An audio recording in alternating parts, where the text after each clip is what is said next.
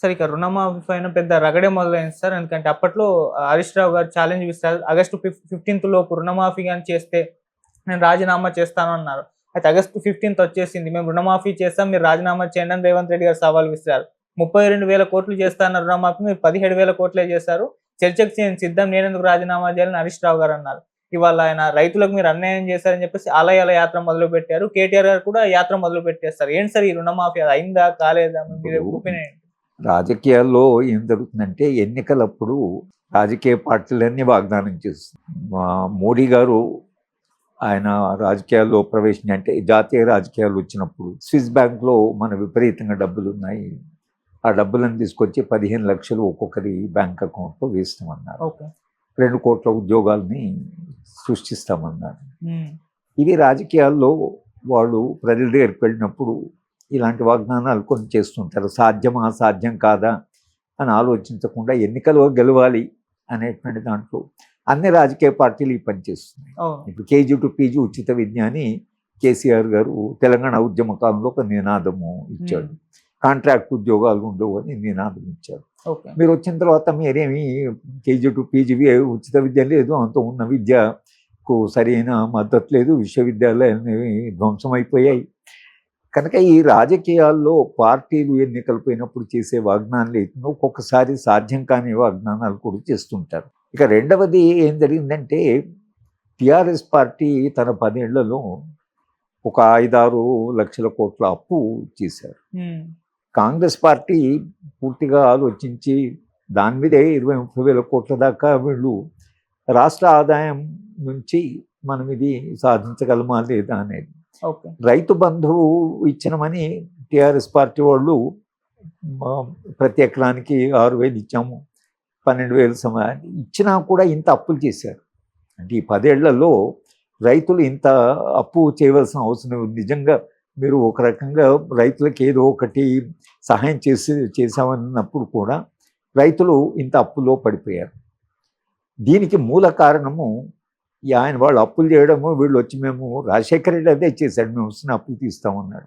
అది చంద్రబాబు నాయుడు కాలంలో జరిగినటువంటి అప్పులు ఆయన తీరుస్తా అన్నాడు. వచ్చిన తర్వాత ఆయన కొంతవరకు ఇంకా అప్పటికి రాష్ట్ర ఆదాయం కొంత పెద్ద రాష్ట్రం కదా, సో అది పోయి వీళ్ళు ఇప్పుడు రైతుల యొక్క ఇప్పుడు 3 ఎకరాల భూమి ఇస్తానని ఆయన దళితులకు 3 ఎకరాల భూమి ఇస్తానని చంద్రశేఖరరావు గారు తను పార్టీ మేనిఫెస్టోలో పెట్టారు. చేయలేకపోయారు. అందుకని ఏదో మేము 10 లక్షలు ఇస్తామని 10 లక్షలు ఇచ్చారు. 10 లక్షలు ఎవరికి ఇచ్చారు, ఎంతమందికి ఇచ్చారు, అందరికి ఇచ్చారా అనేది అది మళ్ళీ ఒక వివాదమే. వీళ్ళు కూడా అందరికీ 2 లక్షలు చేస్తామన్న తర్వాత ఉన్న ఆర్థిక వ్యవస్థలో బోర్డు అంతా ఏదో ఇబ్బందులు పడి అది పడి ఇది పడి కొంతమంది రైతులకు చేశారు. అయితే ఎంతమంది ఉన్నారు, ఎంత కావాలి అనే దాని మీద మరి లెక్కలు సరిగా ఉన్నాయా లేదా అనేటువంటిది అయితే ఒకటి ఉంది. ఇప్పటి కూడా వీళ్ళు ఏమంటున్నారంటే ఎవరెవరికి ఇవ్వలేదో మాకు అప్లికేషన్ ఇవ్వండి, ఎవరెవరికి అప్పు మేము తీర్చలేదో అది ఇప్పటికైనా మేము తీరుస్తామని అంటున్నారు. కనుక ఎంతమంది రైతులకు వచ్చింది, ఎంతమంది రైతులకు రాలేదని మనకు పూర్తి లెక్కలు తెలియవు. వీళ్ళేమో ఇచ్చామంటున్నారు, వాళ్ళు ఇవ్వలేదు అంటున్నారు. కనుక వాళ్ళు కొంత ఉద్యమ నిర్మాణం చేస్తామంటున్నారు. చేసిన వాగ్దానం మీరు అది ఫుల్ఫిల్ చేయలే కాబట్టి మేము ఉద్యమం చేస్తామంటున్నారు. ప్రతిదీ రాజకీయంగా చూడడం తప్పించి రైతు జీవితం బాగుపడిన ఎట్లా టీఆర్ఎస్ పార్టీ అయినా, బీఆర్ఎస్ పార్టీ అయినా, కాంగ్రెస్ అయినా, అది భారతీయ జనతా పార్టీ అయినా, రైతులు ఏమన్నారు, రైతు ఉద్యమంలో వాళ్ళు ఏమన్నారంటే మేము పండించిన పంటకు మద్దతు ధర ఇవ్వండి. స్వామినాథన్ అనే అతను ఒక వ్యవసాయ నిపుణుడు, ఆయన ఒక కమిటీ రిపోర్ట్ ఇచ్చాయను అంటే వ్యవసాయానికి ఎంత ఖర్చు అవుతుందో ఆ ఖర్చుతో సహా రైతు తన కుటుంబాన్ని పోషించడానికి, పిల్లల్ని చదివించుకోవడానికి, ఆరోగ్యానికి ఆయన అన్ని చూసి ఆయన ఏమన్నాడంటే 50% ఎక్కువ ఇవ్వండి. ఏది రైతు యొక్క నిత్య జీవితము, పిల్లల చదువు అది జరగడం కొరకని కావాల్సింది. ఎందుకంటే మీరు మద్దతు ధర అంటే మీరు కేవలము ఆయన పండించిన పంట ధరను మేము ఇస్తాము అని అన్నారు అనుకోండి, మీకు పంట ఖర్చు ఎంత అయిందో ఆ ఖర్చు మేరకు ఇస్తాం. మరి కుటుంబాన్ని నడవడం ఎట్లా?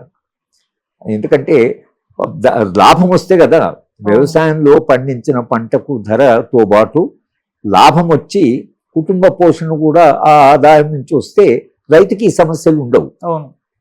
ఎరువుల ధర పెరుగుతుంది, మందుల ధర పెరుగుతుంది, ఎలక్ట్రిసిటీ ధర పెరుగుతున్నది, తర్వాత విత్తనాల ధర పెరుగుతున్నది, మార్కెట్ పోతే తాను పెట్టినటువంటి ఖర్చు కూడా రాకపోతే అది తీవ్ర సంక్షోభం. అది అందుకని రైతులు ఉద్యమంలో వాళ్ళు అడిగింది ఏంటంటే, మాకు స్వామినాథన్ కమిటీ రిపోర్ట్ను మీరు ఇంప్లిమెంట్ చేసి మాకు మద్దతు ధర, కనీస మద్దతు ధర, మేము పండించిన పంటకు పెట్టిన ఖర్చుతో పాటు మా కుటుంబ పోషణకి కొంత గౌరవంగా బతకడానికి కావాల్సిన ఆదాయము వ్యవసాయించే రావాలి. ఆ వ్యవసాయం ఇప్పుడు మేము జీతాలు మనం పనిచేస్తున్న వాళ్ళు ఉన్నాం అనుకోండి, మనకు ఆ ఖర్చు ఏమి ఉండదు, ఆదాయమే ఉంటుంది. మన ఆదాయం ఎట్లా మన జీతాలను నిర్ణయించారు, మినిమం ఎంత జీవితం యొక్క ఇది. ఒకవేళ మన కాస్ట్ ఆఫ్ లివింగ్ పెరిగింది అనుకోండి, అప్పుడు డిఏ ఇస్తున్నారు, దేన్ని అలవెన్స్ కూడా ఇస్తున్నారు, పెరిగిన ఇన్ఫ్లేషన్ కు ఇది మీరు ఒక వర్గాన్ని మీరు చూసుకుంటున్నారు. కానీ మొత్తం 24 గంటలు కష్టపడి తర్వాత 12 నెలలు కష్టపడ్డ రైతు నిజానికి అది లేకుండా సమాజం నడవదు. ఆహారం అనేది సమాజం యొక్క కనీస అవసరం. కనుక మీరు ఆ కనీస అవసరానికి ఏదైతే సమాజం యొక్క అవసరమో అది పండించే వాళ్ళకి మీరు వాళ్ళకు ఆ మాత్రం వాళ్ళకు గిట్టుబాటు ధర లేకపోతే రైతులు ఎట్లా బతుకుతారనేటువంటి సమస్య ఒకటి తప్పకుండా వస్తుంది.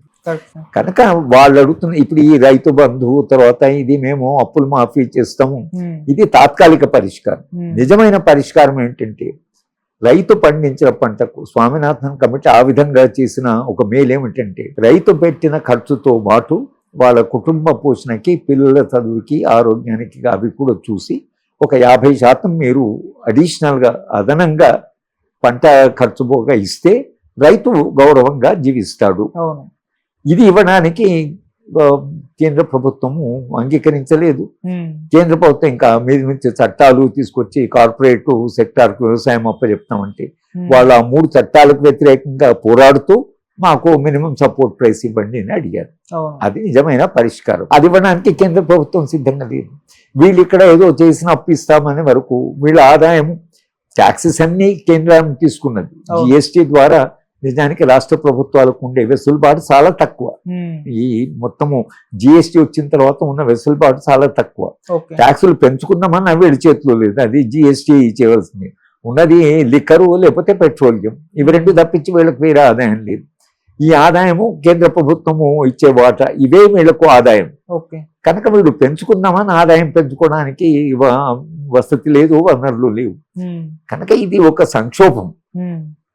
కానీ ఇవాళ మేము 2 లక్షలు ఇస్తామన్నా లేదో కష్టపడి కింద మీద పడి ఆ 2 లక్షలు ఏదో కొందరికైతే ఇచ్చారు.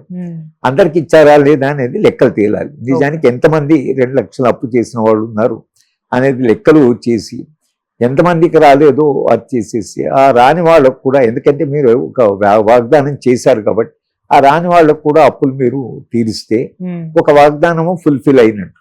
కానీ ఇంకా మిగతా వాగ్దానం కూడా చేశారు. అవన్నీ ఆర్థిక స్తోమత లేదు, అంత ఆదాయం లేదు, వనరులు లేవు, ట్యాక్సులు పెంచేటువంటి ఇది లేదు. కనుక రాజకీయ పార్టీలు నేర్చుకోవాల్సిన పాఠం ఏమిటంటే, మనం ఎన్నికల్లో కూడా గెలుపుతామా ఊడతామని కాకుండా ఏది చేయగలరో, ఏది చేయడం సాధ్యమవుతుందో దాన్ని మాత్రమే వాగ్దానం చేయాలి. చేసినప్పుడు ప్రజలు దాన్ని చూసి దాని వాళ్ళు ఓట్లు వేయడం అనేది జరుగుతుంది. కానీ మనము గెలుస్తామో లేదో చూద్దాం, గెలిస్తే చూద్దాం అని మీరు ఆ తొందరపాటులో ఈ మేనిఫెస్టోలో పెట్టడం, అటు భారతీయ జనతా పార్టీ కానీ ఇక్కడ కానీ ఇవాళ చంద్రబాబు నాయుడు గారు కూడా అదే సమస్యలు ఎదుర్కొంటున్నారు. కనుక ఈ సమస్య ఎదుర్కోవడానికి కారణం ఏంటంటే, మీరు చేసిన వాగ్దానానికి అక్కడ ఉండే వాస్తవానికి తేడా చాలా వచ్చింది. రావడం వల్ల ఇవాళ కాంగ్రెస్ పార్టీ ఇక్కడ తప్పకుండా ఒక ఛాలెంజ్ను ఫేస్ చేస్తున్నది. కానీ భవిష్యత్తులోనైనా ఏ రాజకీయ పార్టీ, ఒక కాంగ్రెస్ అనే కాదు, టీఆర్ఎస్ పార్టీ, బీఆర్ఎస్ కావచ్చు, అది భారతీయ జనతా పార్టీ కావచ్చు, ఏ పార్టీ అయినా కూడా ఇవాళ మీరు నేర్చుకోవాల్సిన గుణపాఠం ఏంటంటే, చేసే వాగ్దానాలు అమలు చేయగలమా లేదని ఆలోచించే చేయండి. గెలుస్తామా ఎలాగో గెలుస్తాం చూసుకుందామంటే మీ విషయాన్ని దెబ్బతింటుంది.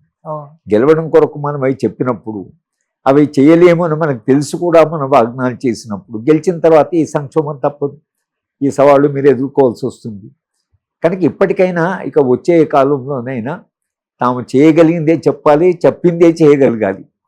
అంతేగాని చేయలేనిది చెప్పి తీరా అధికారంలోకి వచ్చినాక చేయలేకపోవడం వలన మీరు ఎదుర్కొనే సవాళ్ళు ఏదైతుందో ఇవాళ ఈ ప్రభుత్వమైనా ఏ ప్రభుత్వమైనా ఏ రాష్ట్ర ఏ కేంద్ర ప్రభుత్వమైనా మీరు ఇవాళ నేర్చుకోవాల్సింది చేయగలిగి చెప్పండి. అంటే సార్ చేయగలిగిందే చేస్తామని చెప్తే గానీ వాళ్ళు గెలుస్తామా లేమా అన్న ఒక డౌట్ తో ఉంటుంది, ఒక భయం అయితే వాళ్ళు. ఇంకొకటి ఏంటంటే ఇక్కడ కాంగ్రెస్ పార్టీ లేదా ముఖ్యమంత్రి గారు తొందరపాటులో డెడ్ లైన్లు పెట్టేసుకున్నాడు.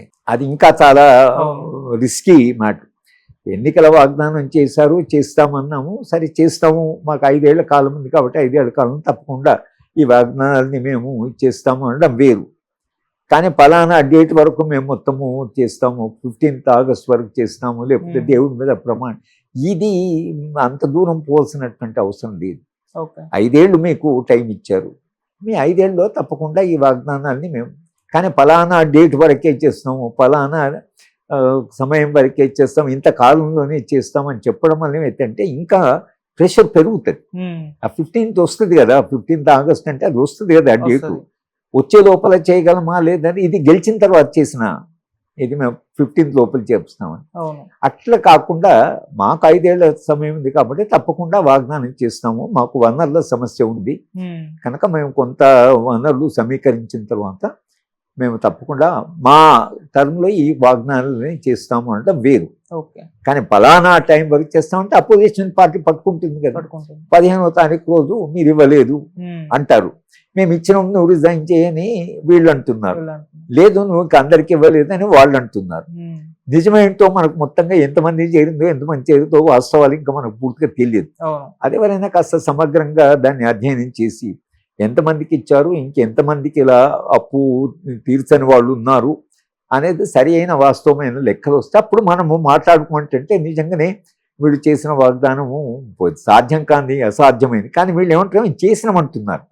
చేశారా లేదా, ఇచ్చిన రుణమాఫీ సరిపోయిందా లేదా, ఇంకా నిజంగా అట్లా రాని వాళ్ళు ఉన్నారా, ఇప్పుడు ఈ ఉద్యమాలు చేసే రైతులు ఎవరైతున్నారు నిజంగా వాళ్ళు ఆ కేటగిరీలు ఉన్నారా, వాళ్ళు నిజంగానే వాళ్ళకు అప్పు చేసినా వాళ్ళకు తీరలేదా అనేది ఎవరో ఒకరు నిష్పక్షపాతంగా దాన్ని స్టడీ చేసి తప్పించి మనకు వాస్తవాలు తెలియకుండా మాట్లాడమే అవుతుంది. అసలు ఇచ్చామనమా అంటూ ఇవ్వలేదు, వీళ్ళ నిజం వాస్తవం ఏంటనేది కొంత మొబిలైజ్ చేశారు. సిద్దిపేట ఏరియాలో కొంత రైతులు మాకు ఇంకా రాలేదని మీ టీవీ ఛానల్స్ వెళ్ళినప్పుడు కొందరు మాకు రాలేదు, నిజమేనా వాళ్ళు రాజకీయంగా మాట్లాడుతున్నారా, నిజంగా రైతులు తమకు అప్పు చేసి రానటువంటి రైతులు మాట అది కూడా మనకు తెలియదు. ఎందుకంటే ఈ ప్రచార సాధనాలు కూడా పూర్తి రాజకీయ పార్టీ పరమైపోయాయి కనుక ఓ ఛానల్ పోయి ఓ రైతుని అడిగితే ఆ రైతు వెనక రాజకీయ పార్టీ నుంచి చెప్పు అసలు ఇవ్వలేదని అంటే ఆయన గట్టిగా నాకు ఇవ్వలేదు అది ఇది అని అంటారు. నిజంగా ఆయనకి ఇవ్వలేదా, ఆయనకు 2 లక్షలు అప్పు ఉన్నదా అని మనకు తెలియదు.